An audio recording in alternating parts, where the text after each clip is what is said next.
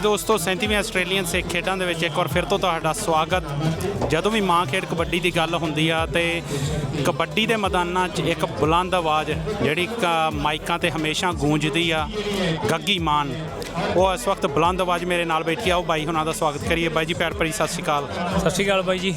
ਇੰਡੋਸ TV ਦਾ ਬਹੁਤ ਬਹੁਤ ਤਹਿ ਦਿਲੋਂ ਧੰਨਵਾਦ ਜਿਹੜੇ ਮੈਨੂੰ ਨਿਮਾਣੇ ਜੀ ਨੂੰ ਆਪਣੇ ਪਲੇਟਫਾਰਮ 'ਤੇ ਆਪਣੀ ਗੱਲ ਰੱਖਣ ਦਾ ਮੌਕਾ ਦਿੱਤਾ। ਬਹੁਤ ਬਹੁਤ ਧੰਨਵਾਦ। ਨਹੀਂ ਬਾਈ ਜੀ, ਮੈਨੂੰ ਲੱਗਦਾ ਕਿ ਤੁਹਾਡੀ ਤਾਂ ਆਵਾਜ਼ ਹੀ ਪਛਾਣ, ਦੂਰੋਂ ਦੂਰੋਂ ਬੰਦਾ ਪਛਾਣ ਜਾਂਦਾ ਕਿ ਗੱਗੀ ਮਾਨ ਆ ਮਾਈਕ 'ਤੇ। ਅਤੇ ਸਭ ਤੋਂ ਪਹਿਲਾਂ ਤਾਂ ਮੈਨੂੰ ਇਹ ਦੱਸੋ ਕਿ ਕਬੱਡੀ ਵੱਲ ਜਿਹੜਾ ਆਪਣਾ ਤੁਹਾਡਾ ਜੁੜਾਵ ਆ ਇਹ ਕਿਵੇਂ ਹੋਇਆ? ਸ਼ੁਰੂ ਤੋਂ ਸੋਚਿਆ ਸੀ ਕਿ ਵੀ ਇੱਧਰ ਨੂੰ ਜਾਣਾ? ਨਹੀਂ, ਸ਼ੁਰੂ ਤੋਂ ਉਵੇਂ ਸੋਚਦੇ ਹੁੰਦੇ ਸੀਗੇ 9ਵੀਂ 10ਵੀਂ ਕਲਾਸ 'ਚ ਬਈ ਜਦੋਂ ਬੁਲਾਰੇ ਬੋਲਦੇ ਸੀਗੇ ਪਿੰਡ ਆਪਣੇ ਮੇਲਾ ਹੁੰਦਾ ਵਧੀਆ ਵੱਡਾ, ਅਤੇ ਹੁੰਦਾ ਸੀ ਵਧੀਆ ਲੱਗਦਾ ਸੀਗਾ ਵੀ ਹੁੰਦਾ ਸੀ ਆਪਣੇ ਦਿਲ 'ਚ ਵੀ ਇੱਕ ਵੀ ਬੋਲ ਗਏ। ਅਤੇ ਆਈਂ ਬਸ ਦੇਖ ਦੇਖ ਕੇ ਬਈ ਸ਼ੌਂਕ ਪੈ ਗਿਆ, ਬੋਲਣ ਲੱਗ ਗਏ। ਫਿਰ 2014 'ਚ ਇੱਧਰ ਆ ਗਏ। ਜ਼ਿਆਦਾ ਮੈਂ ਇੱਧਰ ਹੀ ਬੋਲਿਆ। ਮੈਂ ਉੱਧਰ ਤਾਂ ਸ਼ੁਰੂਆਤ ਹੀ ਕਰਕੇ ਆਇਆ ਸੀਗਾ, 2 ਸਾਲ ਹੀ ਬੋਲਿਆ ਮੈਂ ਪੰਜਾਬ ਤਾਂ 12 ਤੇ 13। ਅਤੇ ਜ਼ਿਆਦਾ ਮੈਂ ਕਹਿੰਦਾ ਵੀ ਮੈਨੂੰ ਆਸਟ੍ਰੇਲੀਆ ਨਹੀਂ ਦਿੱਤਾ ਜੋ ਦਿੱਤਾ ਪਛਾਣ, ਜ਼ਿਆਦਾ ਪਹਿਚਾਣ ਆ ਜਿਹੜੀ ਉਹ ਮੇਰੀ। ਚਲੋ ਜਿੰਨੇ ਕਿ ਵੀ ਜਾਣਦੇ ਆ, ਚਲੋ 2 ਸੱਜਣ ਜਾਂ 4 ਉਹ ਆਸਟ੍ਰੇਲੀਆ ਨਹੀਂ ਦਿੱਤੇ ਆ। ਵੀਰੇ ਜਿੱਦਾਂ ਤੁਸੀਂ ਕਿਹਾ ਕਿ 2014 'ਚ ਤੁਸੀਂ ਇੱਥੇ ਆ ਗਏ, ਉਸ ਤੋਂ ਬਾਅਦ ਕਿਉਂਕਿ ਇੱਕ ਮੈਂ ਜਦੋਂ ਤੁਹਾਨੂੰ ਸੁਣਦਾ ਹੁੰਦਾ ਇਹ ਉਦੋਂ ਮਹਿਸੂਸ ਕਰੀਦਾ ਕਿ ਕੰਮ ਇੰਨਾ ਸੌਖਾ ਨਹੀਂ ਜਿਸ ਤਰੀਕੇ ਨਾਲ ਲਗਾਤਾਰ ਬੋਲਣਾ, ਪਰ ਇੱਦਾਂ ਮੇਲਿਆਂ 'ਚ ਆਪਣੀ ਆਵਾਜ਼ ਬੁਲੰਦ ਕਰਨੀ ਅਤੇ ਉਹਦੇ ਤੋਂ ਆਪਣੀ ਜਿਹੜੀ ਪਛਾਣ ਬਣੀ ਹੋਈ, ਤੁਸੀਂ ਵਾਕਈ ਵਧਾਈ ਦੇ ਪਾਤਰ ਹੋ। ਹੁਣ ਆਪਾਂ ਜੇ ਗੱਲ ਕਬੱਡੀ ਦੀ ਕਰੀਏ ਅਤੇ ਜਿਹੜੀ ਸਿੱਖ ਖੇਡਾਂ ਹੈ ਉਹ 37ਵੇਂ ਸਾਲ 'ਚ ਦਾਖਲ ਹੋ ਚੁੱਕੀਆਂ ਅਤੇ ਮੇਲਾ ਹਰ ਵਾਰੀ ਵੱਡਾ ਹੋ ਜਾਂਦਾ। ਕਬੱਡੀ ਨੂੰ ਤੁਸੀਂ ਕਿੱਦਾਂ ਦੇਖਦੇ ਹੋ ਜਦੋਂ ਵਿਦੇਸ਼ਾਂ ਦੀ ਧਰਤੀ 'ਤੇ ਐਸੇ ਮੇਲੇ ਲੱਗਦੇ ਆ? ਉਹ ਕਿੱਦਾਂ ਦੇਖਦੇ ਹੋ ਕਿ ਕਬੱਡੀ ਜਿਹੜੀ ਆਉਣ ਵਾਲੇ ਸਮੇਂ 'ਚ ਕਿਵੇਂ ਦੀ ਹੋਊਗੀ? ਕਬੱਡੀ ਪਹਿਲਾਂ ਜੇ ਦੇਖੀਏ ਅੱਜ ਤੋਂ 40 ਸਾਲ ਪਿੱਛੇ ਚੱਲ ਜਾਈਏ ਅਤੇ ਪ੍ਰੋਫੈਸਰ ਸਾਹਿਬ ਬੋਲ ਰਹੇ ਆ, ਉਹ ਕਹਿ ਲਓ ਵੀ ਬਹੁਤ ਘੱਟ ਇਨਾਮਾਂ ਵਾਲੀ ਜੱਗ, ਕੌਲੀਆਂ, ਗਲਾਸ, ਬਨੈਣਾ ਇੱਦਾਂ ਦੀ ਕਬੱਡੀ ਸੀਗੀ। ਅੱਜ ਦੇਖ ਲਓ ਬਈ ਕਰੋੜਾਂ ਰੁਪਈਆ ਤੇ ਮੈਨੂੰ ਲੱਗਦਾ ਲੱਗਣ ਲੱਗ ਹੀ ਗਿਆ ਕਬੱਡੀ 'ਤੇ, ਹੈ ਨਾ। ਕਬੱਡੀ ਦਾ ਫਿਊਚਰ ਬਹੁਤ ਵਧੀਆ ਜੇ ਇਹਨੂੰ ਥੋੜ੍ਹਾ ਜਿਹਾ ਮੈਨੇਜਮੈਂਟ 'ਚ ਲਿਆਉਣ ਦੀ ਲੋੜ ਆ, ਡਿਸਿਪਲਿਨ ਅਤੇ ਇੱਕ ਚੰਗੇ ਬੰਦਿਆਂ ਦੀ ਇਹਨੂੰ ਬਹੁਤ ਲੋੜ ਆ ਜਿਹੜੇ ਬਿਨਾਂ ਕਿਸੇ ਸਵਾਰਥ ਤੋਂ, ਬਿਨਾਂ ਉਹਨਾਂ ਨੂੰ ਕਿਸੇ ਲਾਲਚ ਤੋਂ ਉਹ ਕਬੱਡੀ ਦੇ ਲਈ ਹੀ ਸਮਰਪਿਤ ਹੋਣ।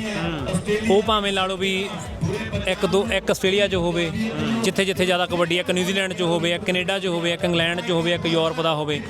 5-6 ਬੰਦਿਆਂ ਦੀ ਨਾ ਇੱਕ ਵਰਲਡ ਲੈਵਲ 'ਤੇ ਇੱਦਾਂ ਦੀ ਚਾਹੀਦੀ ਆ ਬਈ ਉਹ ਬਸ ਉਹਨਾਂ ਨੂੰ ਕੋਈ ਲਾਲਚ ਨਾ ਹੋਵੇ ਅਤੇ ਉਹਨਾਂ ਦੀਆਂ ਕੋਈ ਲੱਤਾਂ ਖਿੱਚਣ ਵਾਲਾ ਨਾ ਹੋਵੇ। ਮੇਨ ਗੱਲ ਉਹਨਾਂ ਦੇ ਸਿਰ 'ਤੇ ਛੱਡਿਆ ਹੋਵੇ ਬਸ, ਠੀਕ ਆ ਯਾਰ।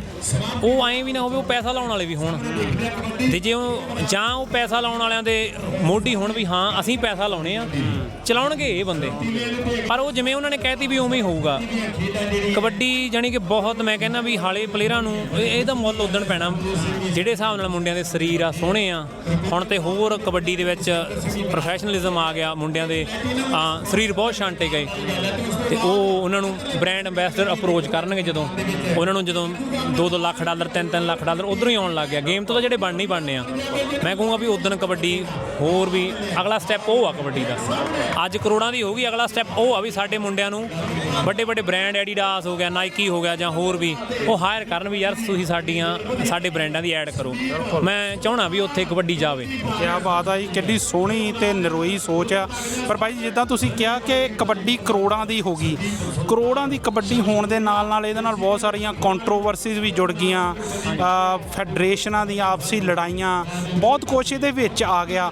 ਉਹਨੂੰ ਕਿੱਦਾਂ ਦੇਖਦੇ ਹੋ ਕਿ ਕਿਉਂਕਿ ਜਿੱਦਾਂ ਤੁਸੀਂ ਕਿਹਾ ਕਿ ਇਹ ਬਹੁਤ ਕੁਛ ਇਹਦੇ ਵਿੱਚ ਸਹੀ ਕਰਨ ਵਾਲਾ ਆ ਜੇ ਅਸੀਂ ਕਬੱਡੀ ਨੂੰ ਹੋਰ ਉੱਤੇ ਲੈ ਕੇ ਜਾਣਾ ਆ, ਅਤੇ ਫੈਡਰੇਸ਼ਨ ਦੀਆਂ ਜਿਹੜੀਆਂ ਕੰਟਰੋਵਰਸੀਜ਼ ਆ ਜਾਂ ਹੋਰ ਕੰਟਰੋਵਰਸੀਜ਼ ਉਹਨੂੰ ਕਿੱਦਾਂ ਦੇਖਦੇ ਹੋ? ਇਹ ਜੀ ਮੈਂ ਤੁਹਾਨੂੰ ਪਹਿਲਾਂ ਹੀ ਕਹਿ ਕੇ ਹਟਿਆ ਵੀ ਇਹਦੇ 'ਚ ਚੰਗੇ ਬੰਦੇ ਬਹੁਤ ਲੋੜੀਦੇ ਆ। ਉਹ ਜਿਹੜੀਆਂ ਫੈਡਰੇਸ਼ਨਾਂ ਬਣੀਆਂ ਉਹ ਬਸ 1-2 ਬੰਦਿਆਂ ਦੀ ਜੇ ਸੋਚ ਨਹੀਂ ਰਲਦੀ ਚੱਕ ਕੇ ਫੈਡਰੇਸ਼ਨਾਂ ਬਣ ਜਾਂਦੀਆਂ। ਠੀਕ ਆ ਤੁਹਾਡੀ ਸੋਚ ਨਹੀਂ ਰਲਦੀ, ਤੁਸੀਂ ਇੱਕ ਸੰਸਥਾ ਦੇ ਵਿੱਚ ਰਹਿ ਕੇ ਹੀ ਤੁਹਾਡੀ ਸੋਚ ਨਾ ਵੀ ਰਲਦੀ ਹੋਵੇ ਤੁਸੀਂ ਕੰਮ ਕਰ ਸਕਦੇ ਹੋ। ਇਹ ਨਹੀਂ ਹੁੰਦਾ ਮੰਨ ਲਓ ਤੁਹਾਡੀ ਮੇਰੀ ਨਹੀਂ ਬਣੀ, ਮੈਂ ਚੱਕ ਕੇ ਕਹਿੰਦਾ ਵੀ ਨਹੀਂ ਮੈਂ ਤਾਂ ਅੱਡ ਹੋਣਾ, ਕੱਲ੍ਹ ਨੂੰ ਮੈਂ ਜਿਨ੍ਹਾਂ ਨਾਲ ਬਣਾ ਲਈ ਉਹਦੇ 'ਚ ਕੋਈ ਕਵੇ ਮੇਰੀ ਨਹੀਂ ਬਣਦੀ ਮੈਂ ਅੱਡ ਹੋਣਾ, ਫਿਰ ਤਾਂ 3 4 5 ਫੈਡਰੇਸ਼ਨਾਂ ਇਹ ਤਾਂ ਬਣ ਜਾਣੀਆਂ। ਕਬੱਡੀ ਜਿੰਨਾ ਟਾਈਮ ਭਾਵੇਂ ਆਸਟ੍ਰੇਲੀਆ ਦੀ ਆ, ਭਾਵੇਂ ਕੈਨੇਡਾ ਦੀ ਆ, ਭਾਵੇਂ ਨਿਊਜ਼ੀਲੈਂਡ ਦੀ ਆ, ਭਾਵੇਂ ਪੰਜਾਬ ਦੀ ਆ, ਹਰੇਕ ਥਾਂ ਤੇ ਇੱਕ ਨੀਚ ਨਹੀਂ ਆਉਂਦੀ ਇੱਕ ਹੱਥ 'ਚ, ਇੱਥੇ ਦੀ ਇੱਕ ਹੱਥ 'ਚ, ਪੰਜਾਬ ਦੀ ਇੱਕ ਹੱਥ 'ਚ, ਉਹਨਾਂ ਟਾਈਮ ਨਹੀਂ। ਤੇ ਫਿਰ ਉਹਨਾਂ ਸਾਰਿਆਂ ਦੇ ਉੱਤੇ ਇੱਕ ਫੈਡਰੇਸ਼ਨ ਹੋਵੇ ਵਰਲਡ ਲੈਵਲ ਦੀ। ਉਹ ਕੋਸ਼ਿਸ਼ ਤਾਂ ਬਹੁਤ ਵਾਰੀ ਹੋਈ ਆ, ਮੀਟਿੰਗਾਂ ਵੀ ਹੋਈਆਂ, ਪਰ ਉਹ ਫਿਰ ਮੈਨੂੰ ਲੱਗਦਾ ਉਹ ਕਾਗਜ਼ ਪੱਤਰ ਬੈਗਾਂ 'ਚ ਹੀ ਪਏ ਰਹਿ ਜਾਂਦੇ ਆ ਵੀ ਉਹਨਾਂ ਤੇ ਕੋਈ ਨੇਪਰੇ ਤਾਂ ਉਹਨਾਂ 'ਚੋਂ ਕੁਛ ਨਹੀਂ ਚੜਿਆ।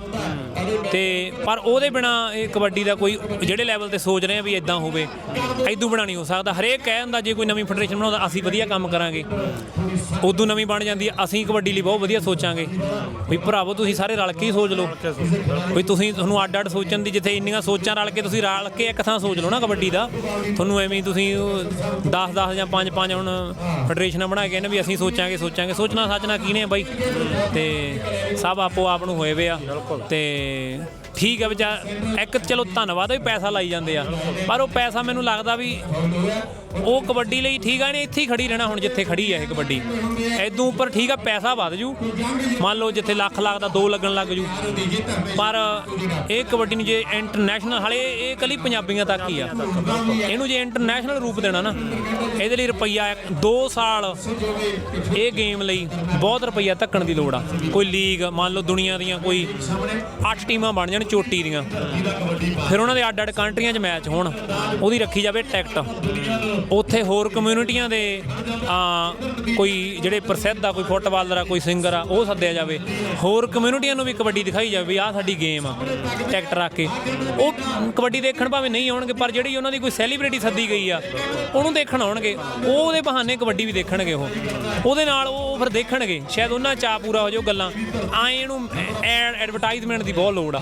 ਬਿਲਕੁਲ ਵੱਡੇ ਪੱਧਰ ਤੇ ਬਿਲਕੁਲ ਜਿਸ ਤਰੀਕੇ ਨਾਲ ਤੁਸੀਂ ਗੱਲ ਕੀਤੀ ਕਿ ਇਹਦੇ ਤੇ ਕੰਮ ਕਰਨ ਦੀ ਬਹੁਤ ਜ਼ਿਆਦਾ ਲੋੜ ਹੈ। ਨਾਲ ਦੀ ਨਾਲ ਮੈਨੂੰ ਲੱਗਦਾ ਕਿ ਜਦੋਂ ਪੈਸਾ ਧੱਕਣ ਦੇ ਨਾਲ ਨਾਲ ਜਿੱਦਾਂ ਆਪਾਂ ਅੱਗੇ ਵੀ ਗੱਲ ਕੀਤੀ ਕਿ ਨੀਅਤ ਤੇ ਨੀਤ ਦੋਨੋਂ ਜਿਹੜੀਆਂ ਆ ਉਹ ਸਾਫ਼ ਸ਼ਿੱਦਤ ਨਾਲ ਇਹਦੇ ਪਿੱਛੇ ਇਹਦੇ ਕਬੱਡੀ ਦੇ ਪਿਆਰ ਲਈ ਮਾਂ ਬੋਲੀ, ਜਿੱਦਾਂ ਆਪਾਂ ਜਿਵੇਂ ਤੁਸੀਂ ਗੱਲ ਮੈਂ ਤੁਹਾਨੂੰ ਸੁਣਿਆ ਕਿ ਤੁਸੀਂ ਕਿਹਾ ਕਿ ਪੰਜਾਬੀ 4 ਮਾਵਾਂ ਨੂੰ ਪਿਆਰ ਕਰਦਾ ਆ, ਤੇ ਉਹਦੇ ਵਿੱਚੋਂ ਇੱਕ ਮਾਂ ਖੇਡ ਕਬੱਡੀ ਵੀ ਆ। ਸੋ ਜਿਹੜੇ ਜਿੱਥੇ ਵੀ ਮੈਚ ਹੁੰਦੇ ਆ ਉੱਥੇ ਜਿਹੜੇ ਭਰਵੇਂ ਮੈਦਾਨ ਆ ਉਹ ਇਸ ਚੀਜ਼ ਦੀ ਗਵਾਹੀ ਭਰਦੇ ਕਿ ਚਾਹੇ ਜਿੰਨੀਆਂ ਮਰਜ਼ੀ ਕੰਟਰੋਵਰਸੀਆਂ ਇਹਦੇ ਨਾਲ ਜੁੜ ਜਾਣ, ਪਰ ਹਰੇਕ ਪੰਜਾਬੀ ਕਬੱਡੀ ਨੂੰ ਪਿਆਰ ਕਰਦਾ। ਇਸ ਲਈ ਕੰਮ ਕਰਨ ਦੀ ਲੋੜ ਹੈ। ਅੱਜ ਇੱਥੋਂ ਦੀ ਪਨੀਰੀ ਦੇ ਜਿਹੜੇ ਮੈਚ ਹੋਏ ਆ ਅੰਡਰ 15 ਅੰਡਰ 19 ਉਹ ਵੇਖ ਕੇ ਬਹੁਤ ਖੁਸ਼ੀ ਹੋਈ ਕਿ ਸਾਡੀ ਜਿਹੜੀ ਨਵੀਂ ਪੀੜ੍ਹੀ ਆ ਉਹ ਵੀ ਉਨੇ ਹੀ ਪਿਆਰ ਕਰਦੀ ਹੈ ਕਬੱਡੀ ਨੂੰ। ਹਾਂਜੀ ਬਿਲਕੁਲ, ਇਹ ਇਹਨਾਂ ਦਾ ਇਹ ਗੱਲ ਦਾ ਸਜਦਾ ਇਹਨਾਂ ਦੇ ਮਾਪਿਆਂ ਨੂੰ ਜਾਂਦਾ ਵੀ ਜਿਨ੍ਹਾਂ ਨੇ ਆਪਣੇ ਬੱਚੇ ਖੇਡਣ ਨੂੰ ਭੇਜੇ ਆ।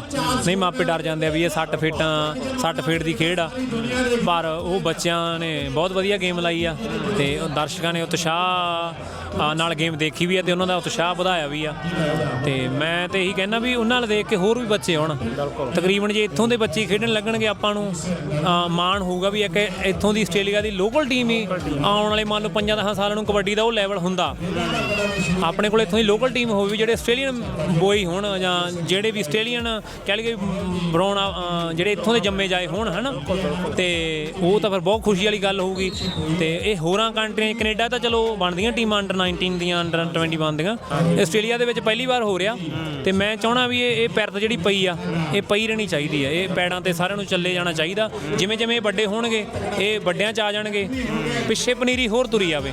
ਇਹਨਾਂ ਦੇ ਲਈ ਕਮਿਊਨਿਟੀ ਨੂੰ ਵੀ ਚਾਹੀਦਾ, ਮੰਨ ਲਓ ਆਹ ਗੇਮਾਂ ਹੋ ਰਹੀਆਂ ਸ਼ਾਇਦ ਬਾਸ ਹਿੱਲ ਦੇ ਵਿੱਚ, ਫਰਜ਼ ਕਰੋ ਵੀ ਬਾਸ ਹਿੱਲ ਆ ਉਹ ਏਰੀਏ ਦੇ ਆ, ਉਹ ਫੰਡ ਇਕੱਠਾ ਕਰਕੇ ਆਪਣੇ ਏਰੀਏ ਦੇ ਜਵਾਕਾਂ ਨੂੰ ਖਿਡਾਉਣ, ਜਿਵੇਂ ਸਵਰਬ ਵਾਈਜ਼ ਹੋ ਜਾਣ, ਉੱਥੇ ਪ੍ਰੈਕਟਿਸ ਲੱਗੇ। ਮੰਨ ਲਓ 10 ਸਵਰਬਾਂ ਦੀ ਇੱਕ ਟੀਮ ਬਣ ਜੇ, ਮੰਨ ਲਓ ਬਲੈਕ ਟਾਊਨ ਇੱਥੋਂ ਪੰਜਾਬੀਆਂ ਦਾ ਗਾੜਾ, ਬਲੈਕ ਟਾਊਨ ਵਾਲੇ ਇੱਕ ਟੀਮ ਬਣਾ ਲੈਣ ਆਪਣੀ, ਇਹ ਭਾਵੇਂ 3-4 ਟੀਮਾਂ ਸਿਡਨੀ ਦੀਆਂ ਹੋਣ, 4 ਮੈਲਬੌਰਨ ਦੀਆਂ, 4 ਟੀਮਾਂ ਦੇ ਇੱਥੇ ਕੋਈ ਆਪਣਾ ਫੈਮਿਲੀ ਇਵੈਂਟ ਰੱਖ ਲਿਆ ਕਰਨ, ਮੇਲਾ ਰੱਖ ਲਿਆ ਕਰਨ ਤਕਰੀਬਨ ਮੰਥ ਬਾਅਦ, ਜਾਂ ਜ਼ਰੂਰੀ ਨਹੀਂ ਇਹਨਾਂ ਨੇ ਟੂਰਨਾਮੈਂਟ ਵੱਡਾ ਕਰਾਉਣਾ। ਉਹਦੇ ਨਾਲ ਕੀ ਆ, ਨਾਲ ਤਾਂ ਇਹਨਾਂ ਨੂੰ ਉਤਸ਼ਾਹ ਬਣਿਆ ਰਹੂਗਾ, ਨਾਲੇ ਗਰਾਊਂਡ ਨਾਲ ਜੁੜੇ ਰਹਿਣਗੇ, ਖੇਡੀ ਜਾਣਗੇ। ਤੇ ਉਹਦੇ ਲਈ ਕੀ ਆ, ਬਲੈਕ ਟਾਊਨ ਦੀ ਕਮਿਊਨਿਟੀ ਬਲੈਕ ਟਾਊਨ ਵਾਲਿਆਂ ਨੂੰ ਸਪੋਰਟ ਕਰੀ ਜਾਵੇ। ਮੰਨ ਲਓ ਹੁਣ AFL ਹੁੰਦੀ ਆ, ਉਹਦੇ 'ਚ ਟੀਮਾਂ ਆਈਆਂ, ਜਿਲੌਂਗ ਕੈਟਸ ਹੋ ਗਿਆ, ਬ੍ਰੌਂਕੋਸ ਹੋ ਗਏ, ਜਾਂ ਲੋਕਲ ਟੀਮਾਂ ਵਿਕਟੋਰੀਆ ਦੀਆਂ ਜਿਹੜੀਆਂ AFL ਹੁੰਦੀ ਆ, ਹੈ ਨਾ। ਤੇ ਕਬੱਡੀ ਲਈ ਵੀ ਇਦਾਂ ਦੀਆਂ ਚੀਜ਼ਾਂ ਚਾਹੀਦੀਆਂ ਵੀ ਲੋਕਲ ਬੰਦੇ ਹੀ ਲੋਕਲ ਟੀਮ ਨੂੰ ਸਪੋਰਟ ਕਰਨ, ਤੇ ਸ਼ਹਿਰਾਂ ਨਾਲੋਂ ਪਹਿਲਾਂ ਲੋਕਲ, ਫਿਰ ਉਹ ਟੀਮਾਂ ਭਾਵੇਂ ਇਕੱਠੀਆਂ ਹੋ ਕੇ ਇੱਕ ਨਿਚੋੜ ਕੱਢ ਕੇ, ਜਿਵੇਂ ਤੁਸੀਂ ਕਿਸੇ ਮੰਨ ਲਓ ਨੈਸ਼ਨਲ ਲੈਵਲ ਤੇ ਜਾਣਾ, ਫਰਜ਼ ਕਰੋ ਬ੍ਰਿਸਬੇਨ ਜਾਣਾ, ਫਿਰ ਉਹ ਲੋਕਲ ਸਾਰੇ ਉਹਦੇ 'ਚੋਂ 10-12 ਚੁਣ ਕੇ ਲੈ ਜਾ ਕਰਨ ਟੌਪ ਦੇ। ਫਿਰ ਉਹਨਾਂ ਨੂੰ ਹੋਵੇ ਪਲੇਅਰਾਂ ਨੂੰ ਵੀ ਅਸੀਂ ਯਾਰ ਨੈਸ਼ਨਲ ਜਦੋਂ ਖੇਡਣ ਜਾਵਾਂਗੇ ਅਸੀਂ ਇਹਦੇ 'ਚ ਚੋਣ ਹੋਈ ਵੇ ਸਾਡੀ। ਇਹ ਇਦਾਂ ਇਹਨਾਂ ਨੂੰ ਹੁਣ ਚਾਹੀਦਾ ਵੀ ਇਹ ਨਹੀਂ ਵੀ ਸੈਕ ਗੇਮਾਂ ਹੋਈਆਂ ਤੇ ਅਸੀਂ ਖੇਡ ਕੇ ਬਸ ਛੱਡ ਦਈਏ ਕਬੱਡੀ। ਬਿਲਕੁਲ, ਮੈਂ ਨਾ ਹੁਣੇ ਗੱਲ ਕੀਤੀ ਜਿਹੜੇ ਅੰਡਰ 15 ਖਿਡਾਰੀ ਖੇਡੇ ਆ, ਇੱਕ ਜਿਹੜਾ ਟੌਪ ਦਾ ਰੇਡਰ ਦਿਲਸ਼ੇਰ ਸਿੰਘ, ਉਹਦੇ ਨਾਲ ਮੇਰੀ ਗੱਲ ਹੋਈ। ਫਿਰ ਇੱਕ ਜਾਫੀ ਆ ਸਾਡਾ ਸਟਾਰ ਜਿਹੜਾ ਗੋਲਡ ਮੈਡਲਿਸਟ ਰੈਸਲਰ ਵੀ ਆ, ਤਾਜ, ਉਹਦੇ ਨਾਲ ਵੀ ਮੇਰੀ ਗੱਲ ਹੋਈ। ਸੋ ਉਹਨਾਂ ਦੀਆਂ ਗੱਲਾਂ ਤੋਂ ਵੀ ਪਤਾ ਲੱਗਦਾ ਸੀ ਕਿ ਉਹ ਕਿਸ ਕਦਰ ਕਬੱਡੀ ਨੂੰ ਪਿਆਰ ਕਰਦੇ ਆ। ਸੋ ਸਾਡੀ ਨਵੀਂ ਪਨੀਰੀ 'ਚ ਕਿਸੇ ਤਰ੍ਹਾਂ ਦੀ ਘਾਟ ਨਹੀਂ ਆ, ਸਿਰਫ ਉਹਨਾਂ ਨੂੰ ਤਿਆਰ ਕਰਨ ਲਈ ਜਿੱਦਾਂ ਪੈਸਾ ਚਾਹੀਦਾ ਤੇ ਸਾਡੀ ਨੀਅਤ ਸਾਫ਼ ਚਾਹੀਦੀ ਆ। ਤੇ ਬਾਈ ਜੀ ਤੁਹਾਡੀ ਸੋਚ ਬਹੁਤ ਨਰੋਈ ਹੈ, ਇਸ ਮੈਨੂੰ ਲੱਗਦਾ ਸੋਚ ਤੇ ਕੰਮ ਕੀਤਾ ਜਾ ਸਕੇ ਤੇ ਸਾਡੀ ਕਬੱਡੀ ਜਿਹੜੀ ਆ ਉਹ ਬਹੁਤ ਜ਼ਿਆਦਾ ਤਰੱਕੀ ਤੇ ਬਹੁਤ ਉੱਚੇ ਥਾਂ ਤੇ ਪਹੁੰਚ ਸਕਦੀ ਆ। ਜੇ ਜਾਣ ਤੋਂ ਪਹਿਲਾਂ ਜੇ ਤੁਸੀਂ ਕਹਿਣਾ ਚਾਹੋ ਕੁਝ ਸਾਡੇ ਦਰਸ਼ਕਾਂ ਤੱਕ ਕੋਈ ਸੁਨੇਹਾ ਤੇ ਪਲੀਜ਼ ਕਹੋ। ਬਸ ਸੁਨੇਹਾ ਇਹੀ ਹੈ ਜੀ, ਜਿਹੜੇ ਜੁੜੇ ਆ ਕਬੱਡੀ ਨਾਲ ਧੰਨਵਾਦ ਹੈ। ਤੇ ਮੈਂ ਤਾਂ ਕਹਿੰਦਾ ਵੀ ਇਹ ਗੇਮ ਨਾਲ ਜੁੜੋ, ਇਹ ਗੇਮ ਨਾਲ ਦੀ ਕੋਈ ਗੇਮ ਨਹੀਂ ਹੈਗੀ ਤੇ ਬਹੁਤ ਇੰਟਰਸਟਿੰਗ ਗੇਮ ਆ।